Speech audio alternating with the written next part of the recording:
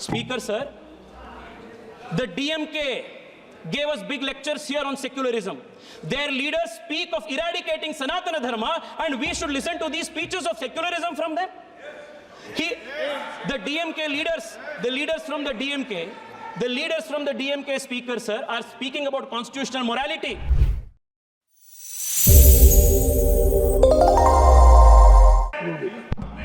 Thank you, Speaker, sir, for giving me permission to speak in this important debate. This is a momentous occasion for the whole country when we are celebrating 75 years of a journey as a constitutional republic. Speaker, sir, if you look at our immediate neighborhood and contrast it to our experience, we are the only thriving constitutional democracy in our immediate neighborhood.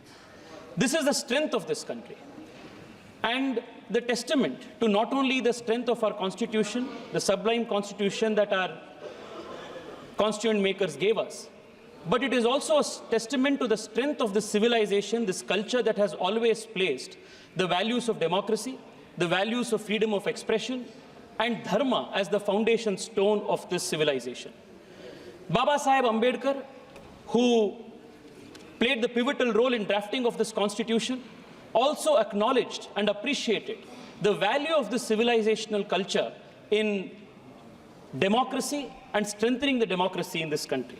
I would only want to take 2 lines from his very interesting quote. Baba Saheb Ambedkar expounds on how the Upanishadic principles of Aham Brahmasmi and Tattvamasi form the foundation, the theoretical foundation, the philosophical foundation of democracy. He says, if all persons are parts of Brahma, then all are equal and all must enjoy the same liberty, which is what democracy means. Looked at from this point of view, there cannot be a slightest doubt that no doctrine could furnish a stronger foundation for democracy than the doctrine of Brahma. He also further goes and says, when Western students of democracy have spread the belief that democracy has stemmed either from Christianity or from Plato, and that there is no other source of inspiration for democracy. If they had known that India too had developed the doctrine of Brahmism, which furnishes a better foundation for democracy, they would not have been so dogmatic. India too must be admitted to have made towards a contribution towards a theoretical foundation for democracy. This is what Baba Saheb Ambedkar says. It was on this very philosophy that Prime Minister Narendra Modi has declared to the world that India is the mother of democracy. That is the strength of, from where we derive that's the philosophical foundation from where we derive the strength for our constitution. Speaker, sir, this civilizational value of India, that we are a civilizational state, was implicitly addressed and appreciated in this constitution when India was referred to as Bharat in Article 1 of the Constitution. Our constituent makers appreciated the millennia-old civilizational history and considered India to be a sacred geography. The Vishnu Purana said, Uttaram yat samudrasya himadraischeva dakshinam varsham tad bharatam nama bharati yatra santati. From then, the country was considered a sacred geography. But unfortunately, Speaker, sir, starting from the first Prime Minister in the Congress party, Pandit Nehru, to the communists and the others who followed, India was not considered a sacred geography because they did not have the civilizational worldview that India was a millennia-old state. They approached India as a union of states, more a private jagir, any part of which could be given to anybody at any point in time, ceded, given away, without even at some times following the constitutional process of law. The attack on the constitution by the Congress party started from the very first article, Article 1. I would want to draw the attention of this nation and the House to how a very important, strategically important island in the Pak Strait in the southern part of the country between India and Sri Lanka, the island called Kachativu, was given away to Sri Lanka by the Congress party and the DMK in 1974 without following any due process envisioned in the Constitution. Speaker, sir, when Pandit Nehru was asked about this very important island called Kachativu, which falls in the Pak Strait, which was part of the then Madras presidency, belonging to Raja of Ramnad, Pandit Nehru says, I attach no importance at all to this little island, and I would have no hesitation in giving up our claim to it. This was Pandit Nehru's position on a very important island. And सुनना पड़ेगा गौरव भाई, सुनना पड़ेगा, आपके पीछे आपके historical पाप को आप सुनना पड़ेगा. Sir, the DMK, which today is lecturing us, the DMK which is today lecturing us on secularism and the constitutional morality, this party also joined hands. Karunanidhi, who was then the chief minister in 1974, was well made aware that this was the solution and this island would be given away. They also supported this. And in 1974, without bringing an amendment to the Constitution, because Article 1 and Article 3 of the Constitution mandates that if there is any change in the territory of India, that has to be brought before the Parliament. Nothing was done. Parliament was not taken into confidence. Article 1, Article 3 was not amended. Nothing was done. By a mere executive action, a very important island belonging to India was given away for political reasons by the Congress party. Sir, this was not the first instance. Lot was spoken about the basic structure of the Constitution. Parliamentary sovereignty and sovereignty of India is one of the founding principles of the nation. But the Congress party, not just in the instance of Kachativu, but even in the instance of Aksai Chin with respect to China, and more recently it was learned that the UPA government was ready to even give away Siachen to Pakistan. This is their commitment to territorial integrity of this country. This is the difference between one view which considers India to be a civilizational state, a sacred geography, and between one whose leader of opposition, even when he goes abroad, says India is not a nation but is a union of states. Contrast this view to what Atal Bihari Vajpayee's position was. ये अर्पण की भूमि है, ये तर्पण की भूमि है, इसका कंकर कंकर शंकर है, इसका बिंदु बिंदु गंगा जल है. This is the difference between the BJP, which is the protector of the constitution, protector of our territorial integrity, and other political parties like the Congress, which considers India not as a civilizational state, not as a nation, but as a mere hodgepodge union of states. This is an attack on the Constitution, Adhyakshi. Adhyakshi,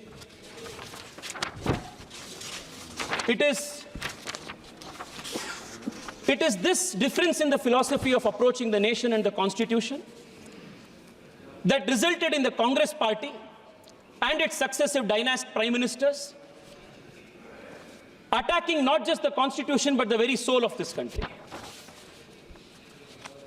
The forcible insertion of socialist and secular in the Indian Constitution during the 42nd Amendment was not the first attempt at introducing these two ideas in the Constitution and making the Constitution rigid. Even during the Constituent Assembly debates, a proposal was made to add socialist and secular into the country's preamble and the Constitution. And this was categorically rejected by Baba Saheb Ambedkar. And the reason why Baba Saheb Ambedkar rejected this is very telling. Baba Saheb Ambedkar, while rejecting the proposal to add socialist and secular, makes this very important observation. He says the Constitution is merely a mechanism for the purpose of regulating the work of the various organs of the state. It is not a mechanism whereby particular members or particular parties are installed in office. What should be the policy of the state, how the society should be organized in its social and economic side are matters which must be decided by the people themselves according to time and circumstances. Sir, yesterday many members from the opposition said that the Congress party introduced 42nd Amendment, socialism, secularism in the Constitution with a laudable objective. Let me tell this nation and let me tell this august house that there was no laudable objective behind that insertion.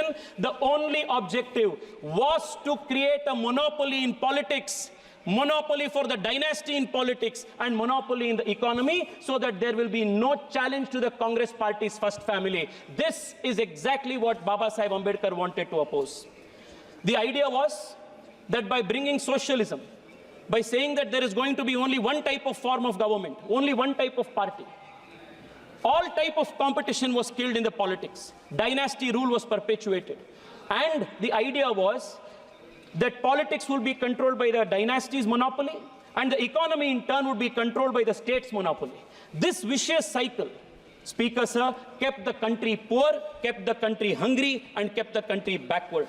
The cost for this thrusting of socialism, only to keep the country poor and to perpetuate the dynasty's stranglehold on the country's politics, cost the nation dear. In a paper titled The Price of Socialism, noted economist Swaminathan Iyer says that millions of children, let me read it out, Speaker Sir, that 14.5 million children would have survived, 261 million more Indians would have become literate, and 109 million more people would have risen from poverty line had we not approached our economy with this dogmatic approach. This, Speaker Sir, has been the contribution of the Congress party. Yesterday, there was a question of Arthik Nyay. I want to tell you what Arthik Nyay the country saw under, economic justice the Congress saw under, the country saw under the Congress party. Until Prime Minister Narendra Modi came, a large swaths of this country, a large population of this country did not have access to toilets. This was the kind of economic justice they had given. Close to 80% of the country's villages did not have access to electricity, and they speak of economic justice. Close to 50 crore people in this country did not have access to bank accounts, and they speak of economic justice. मैं आपको बताना चाहता हूं, नरेंद्र मोदी जी आने के बाद पहली बार देश के गरीब को आर्थिक न्याय मिला है और संवैधानिक रूप से वो मिला। अध्यक्ष जी, because Baba Saheb Ambedkar was such a staunch opponent of this Congress style of politics, Pandit Nehru declared Baba Saheb Ambedkar to be his enemy number one politically. And today, Speaker Sir, I heard my opponents from the Communist Party,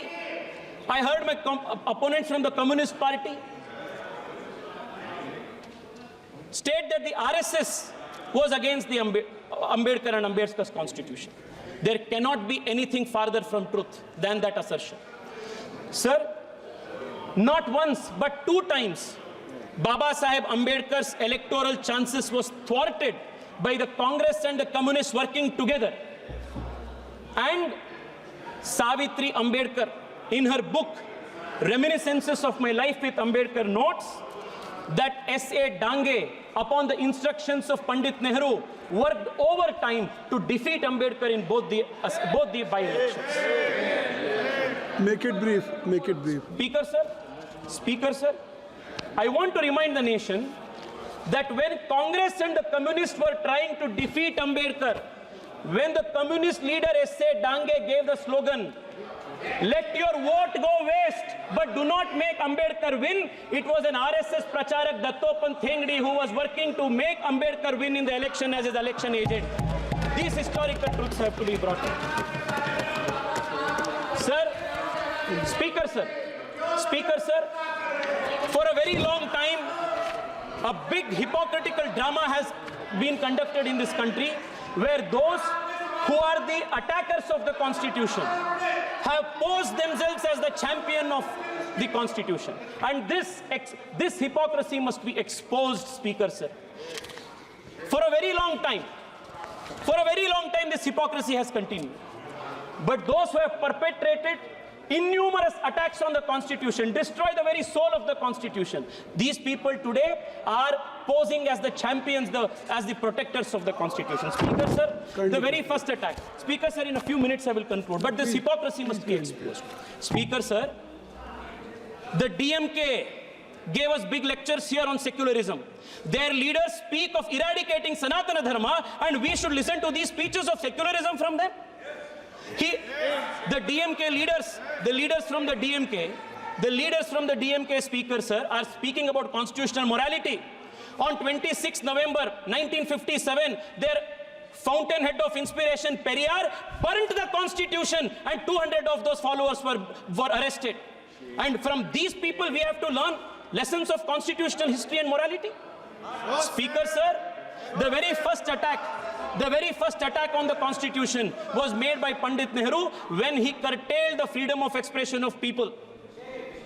Very first attack. And who was protecting the constitution? Then it was Shama Prasad Mukherjee. Speaker, sir, imposing emergency, suspending fundamental rights, arresting 1 lakh opposition leaders, forcible sterilization of 1 million people, imposing emergency. Speaker, sir, this is the legacy. This is what is attacking the constitution.